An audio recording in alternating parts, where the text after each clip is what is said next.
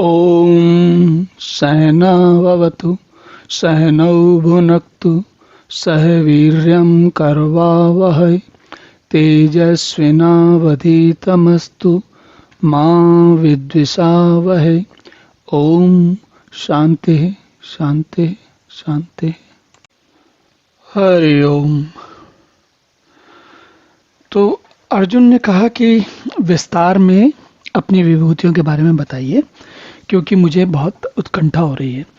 और हमने उदाहरण लिया था कि हमारा कोई मित्र है जो हमसे ज़्यादा समझदार भी है और बहुत सारी जगहों की यात्रा करके बहुत सारी नई नई चीज़ें सीख करके फिर वापस आया। तो हमारी इच्छा हो रही है कि हम जानें कि भाई कि उसने क्या क्या किया, उसके अनुभवों से उससे सीखें कि उसने क्या किया। और अर्जुन के लिए भगवान कृष्ण सखा भी हैं और भगवान तो हैं ही, वो दिख ही रहा है, वही अर्जुन कह रहे हैं। तो इसके उत्तर में भगवान अब कहते हैं, हंत ते कथयिष्यामि दिव्या हि आत्मविभूतया प्राधान्यतः कुरुश्रेष्ठ न अस्ति अंत विस्तरस्य में। तो भगवान कहते हैं कि हे कुरुश्रेष्ठ, अब मैं जो मेरी दिव्य विभूतियां हैं उनको तेरे लिए प्रधानता से कहूँगा, उनको तुम्हारे लिए प्रधानता से मतलब मुख्य बताऊंगा, क्योंकि मेरे विस्तार का अंत नहीं है। मेरे विस्तार का अंत नहीं है, इससे क्या तात्पर्य है? तो अब आप सोचिए कि जो परमात्मा इस धरती ही नहीं, पृथ्वी ही नहीं, अंतरिक्ष में, सूर्य में, ब्रह्मांड के भी परे सब जगह है, उसके विस्तार का कोई अंत समझ में आता है? उसके विस्तार का कोई अंत नहीं है।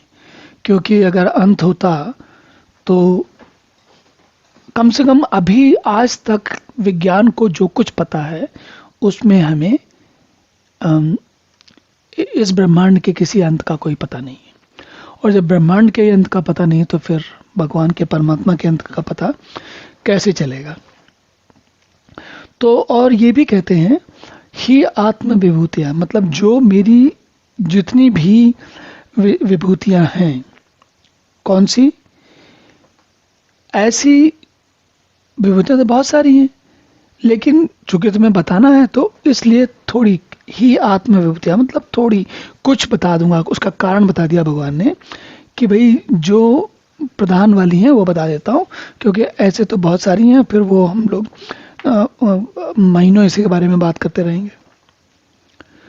तो अब यहाँ से अगले श्लोक से भगवान अपनी विभूतियों के बारे में एक एक करके बताना शुरू करते हैं। चलिए अब देखते हैं कि क्या कहते हैं भगवान। अगले श्लोक से देखते हैं।